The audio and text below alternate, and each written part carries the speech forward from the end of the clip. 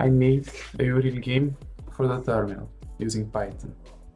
For those who don't know, the Uril game is a strategy board game played in my country, Cabo Verde. The game is played by two persons using a wooden board, and the wooden board has 12 holes, 6 on each side, and each hole has 4 seats at the beginning of the game. To play, you choose a non-empty hole on your side of the board and distribute those seats in an anti-clockwise direction.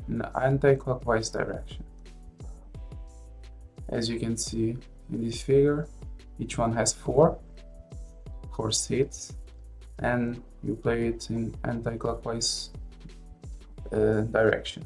To capture the pieces is when you finish distributing the pieces from the hole that you choose. If you finish on the side of your opponent, and where you finish has 2 or 3 seats, you can capture those seats, and you can capture the adjacent ones in a clockwise direction if they are adjacent.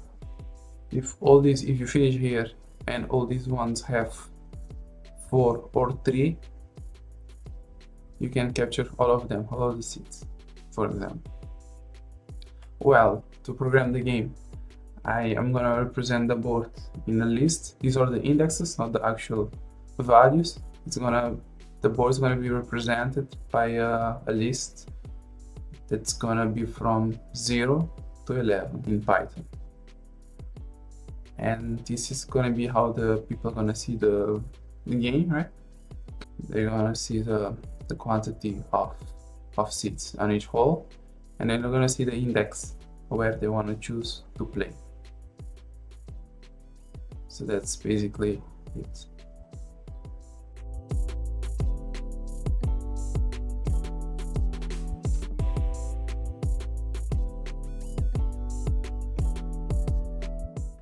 So here in the play function, it's gonna have the main loop. It's gonna occur until the game ends, and I'm gonna have to do the basic logic of how it's gonna work. Start doing it right now.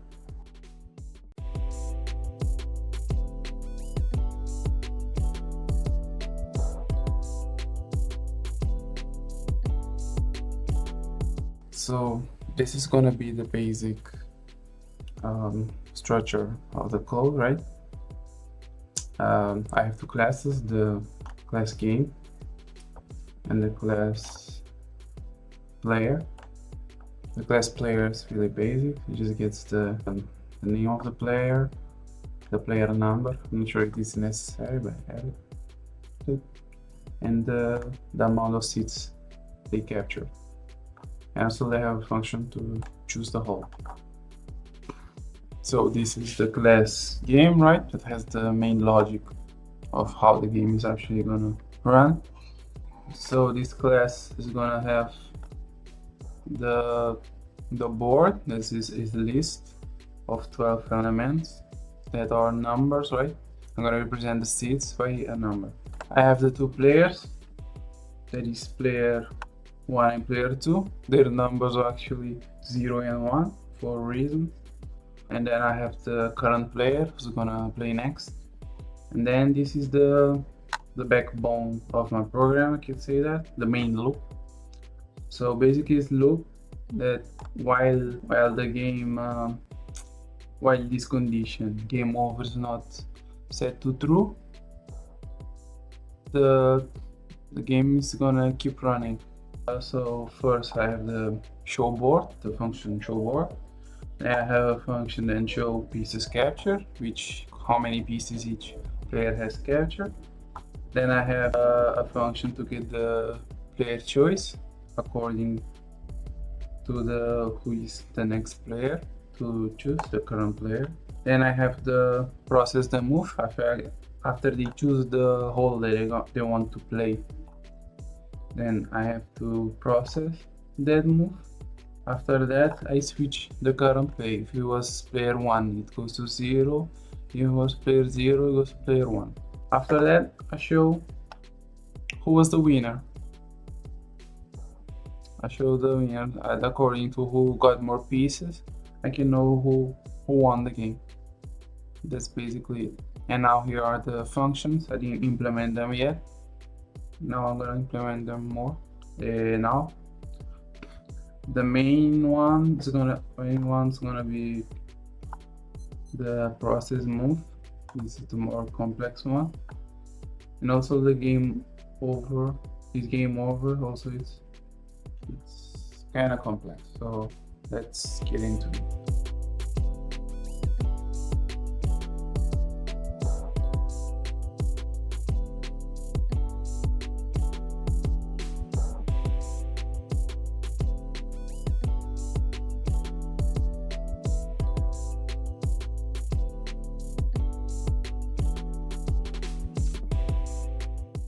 So there was a function to get the player choice.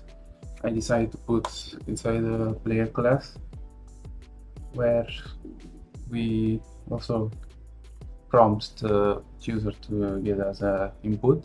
This is a whole. If it's a player 0, the player 1, it's gonna be from 0 to 5. If it's the player a player 2, it's gonna be from 6 to 11, right?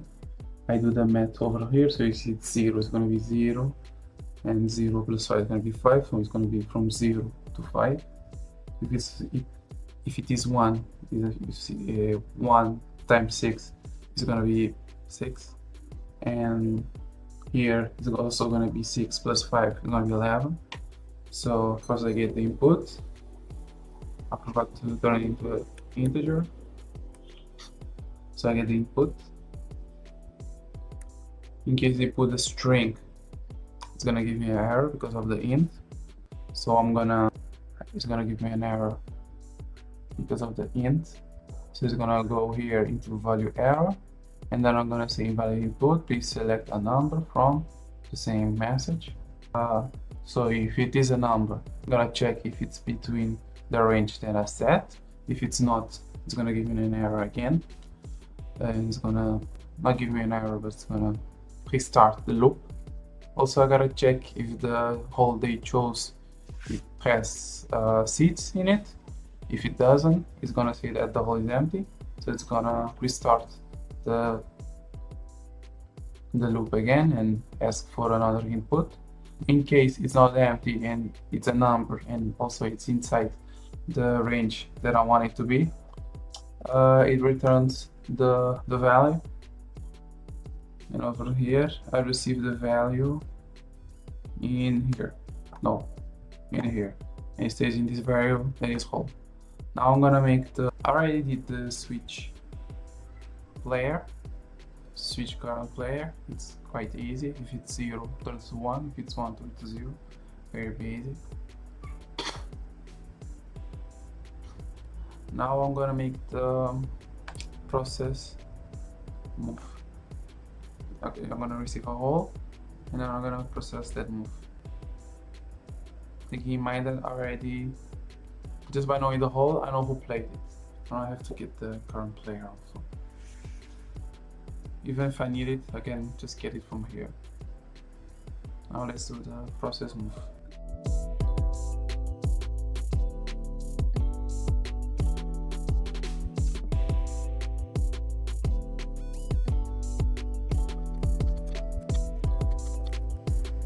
The logic to get to capture the pieces, right?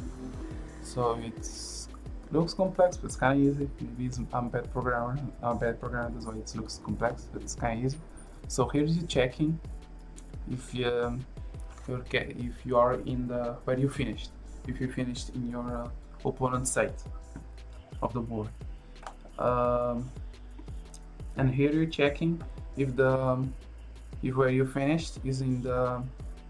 If it has 2 or 3, if it has 2 or 3, is why you can capture. If it doesn't have 2 or 3, it has either 1 or 0 or more than 3, you cannot capture, obviously. So here I already checked if I can capture, so if I can, now I will, in the pieces, I will add, I forgot to add. I started with 0 obviously, so here I add the pieces that I captured, right? And then I 0 where I captured, obviously. If I capture there, it's gonna be 0 afterwards. And now the final hole, I'm decreasing it. So it's kind of a reverse loop. Not a reverse loop, it's going in a reverse way. Like if there was, let me just show, let's say that the final hole was 10. So, and here I finish with 3, and here there's 2.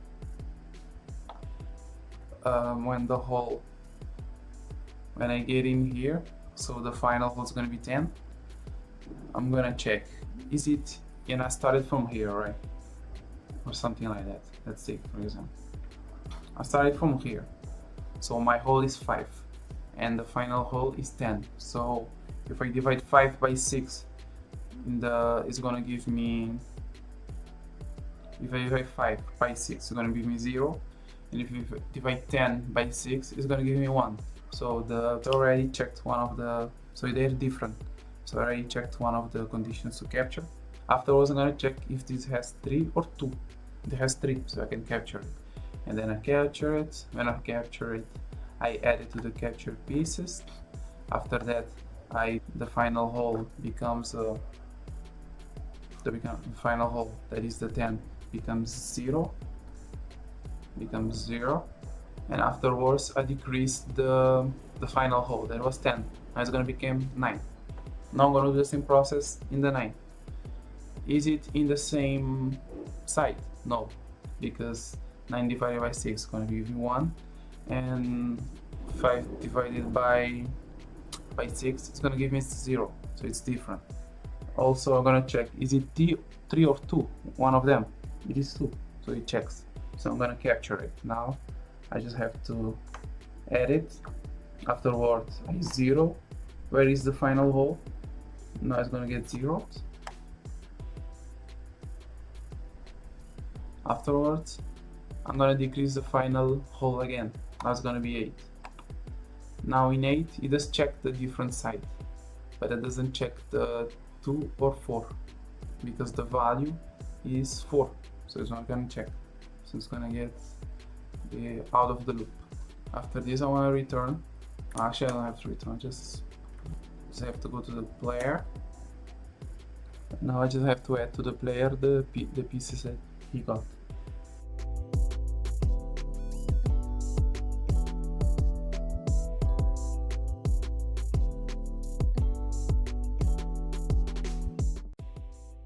So for the game over condition, I think it's missing something, but this is like the main condition, right? There's like a condition when the two players kind of stay in a stalemate, where no matter what they do, I think if they play well, of course, they don't mess that up.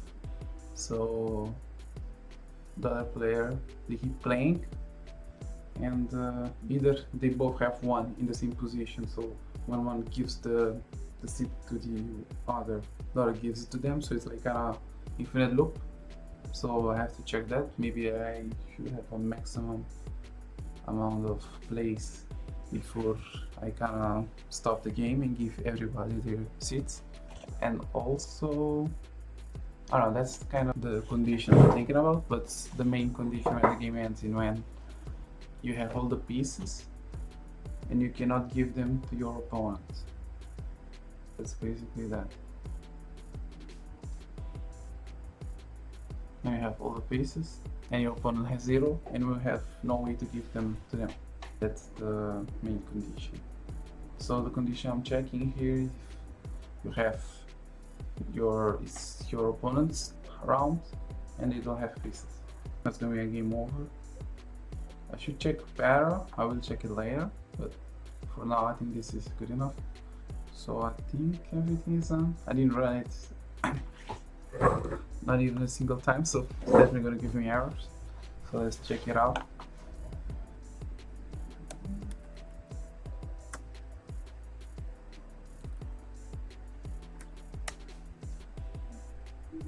obviously wouldn't run it first time. So my problem is that I had a type over here, so it wasn't initializing it, that's why it wasn't found in the board. Self, and it looks like it's working. I just ran it, I think I fixed all the errors. So let me check if I enter 5. And no, it's not working.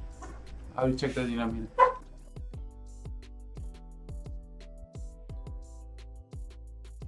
Looks like it's working okay. Now is the time of the player 2. Let me play 10. Looks okay. So I'm gonna play let me go whatever. Let's go 2. Then I'm gonna play 5. That is this one. So it's supposed to cover all these ones until here. And then in the next turn I'm gonna be able to hit this one, I think. I'm gonna play, I don't know, 6. Actually no, I'm gonna play this one 6. Play 6. And then here I'm gonna play any of them. Let's go 4. So now if I play this one, I'm supposed to capture this one. So players supposed to have to capture, 2 seats capture. So I said 11, right? And they both captured somehow. That's not supposed to happen. Not sure why. Weird. Oh, they both have the same player. That's a problem, right? Let's restart the thing. I think it's working. I didn't find any more errors, so I think I can call it for today. Finish the rest tomorrow. Just gonna check it out.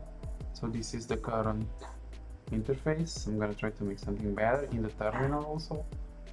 So let's see if I can do that tomorrow. So bye. Hi, so I'm back, and I had the idea to put this board as a CLI argument, I guess that's how you call them, so that I can test easier. So the objective is so that I can put the numbers, the actual list of the game state that I want, so they can test specific situations easier.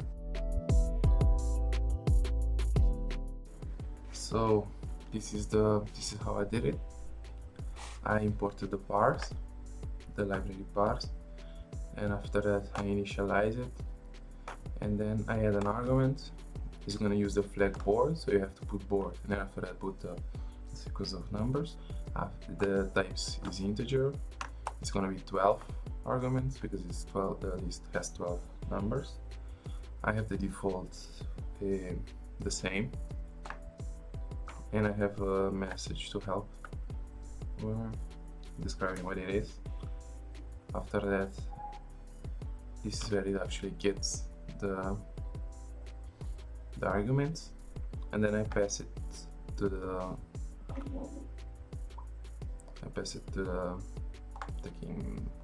game object. So let me test it real quick.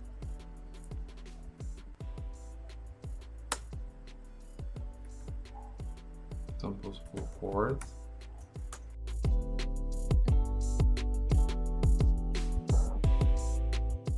I'm gonna try to play invalid hole. Doesn't let me.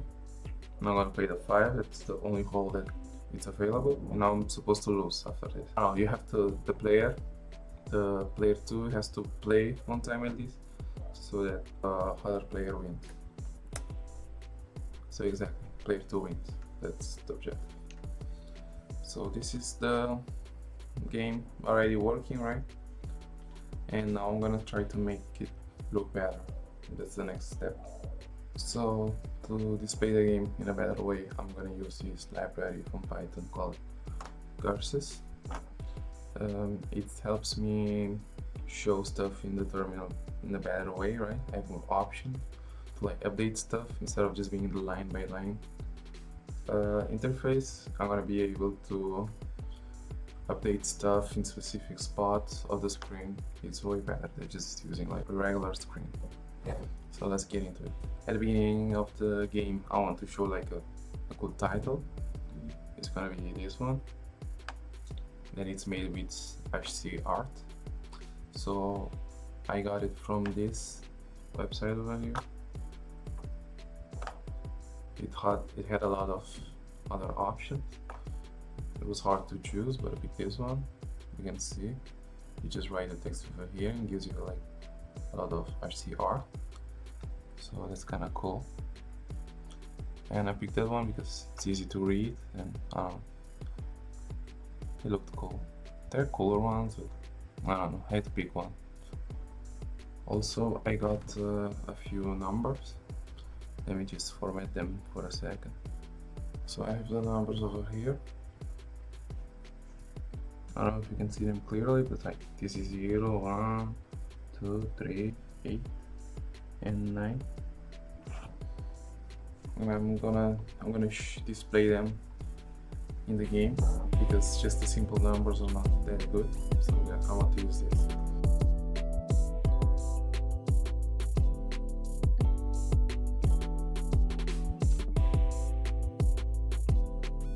So I just made this, as I said before, I did this class that has the display. I'm gonna use cursors, right? And anything that's showing and getting input from the user, I'm gonna try to make it here as isolated as possible. Just the game just communicates with it and it does the job of showing and getting the inputs. But the validation, I'm probably gonna do it on my side, so I'm gonna check how I'm gonna do that. And I just added this show board. And the first thing I made was show table. I just want to draw a table using plus signs, the minus, and the vertical bar. This is the logic. I'm gonna check if it works now. Just gonna open a different terminal.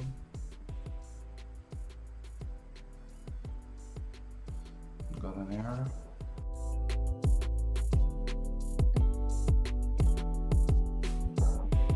So the problem I was having was because of the size of the screen, right? It's because of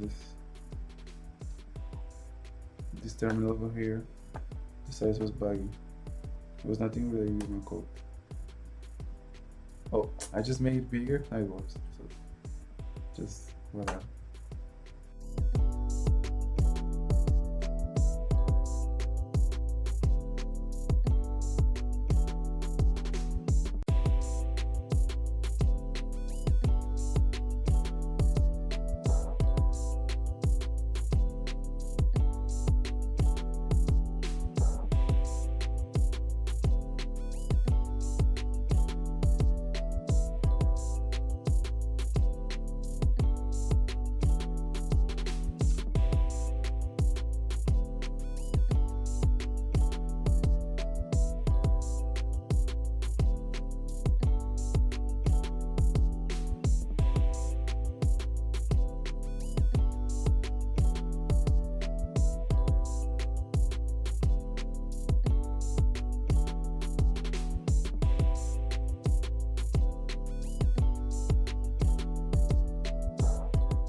Hello, so now I need to do the starting screen and some cool announcements when someone wins the game. Let's start.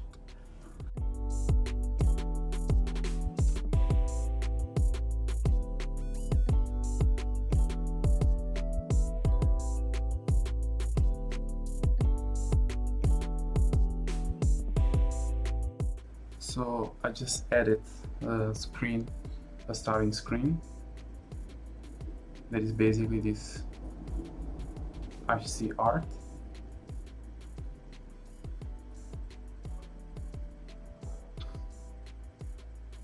It's very simple. I clear the screen after I hit the cursor.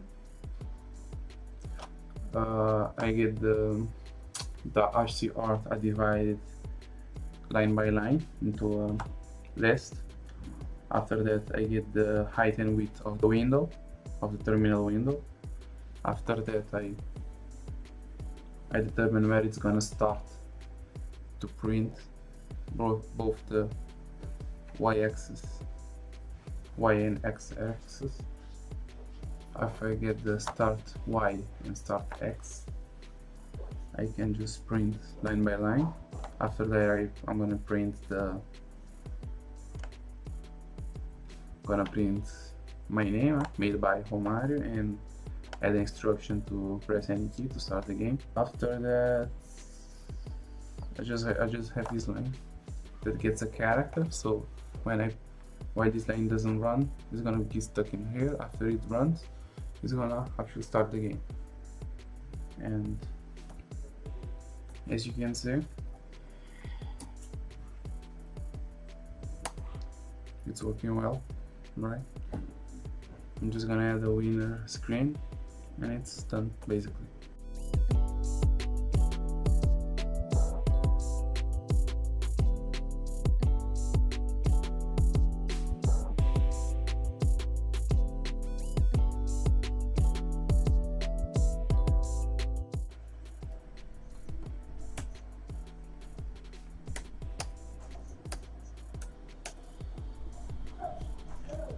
So this is it. The game is finished. I might do some changes, but this is basically it. Now you should tell me what to do next. Hello, so now I'm gonna show you the final product, the game I got at the end. So this is the starting screen, right? You have the title, my name, and the press key. When you start, the first player to play is gonna be the player 1, right? I'm gonna show 5, for example, and this is basically the gameplay. Now the player 2, and as you can see, the game works well. I didn't plan very well what I was gonna do, so it's not as good as it was in my mind, but it is my first video, so I guess from here it's just improvement. I hope you like the video, and I don't know where I'm putting it, but follow or subscribe whatever I do, if it's on YouTube or Instagram, and you can give me suggestions of what I can do next, right? I was planning to do maybe make it online so you can play it on two different computers, right? Or maybe do some sort of AI. I could do AI to play it, and you know, ideas. There's a lot of ideas, but if you have any, you can tell me. So I hope you enjoy it. You can follow or do whatever, and comment something what I should do next or something like that.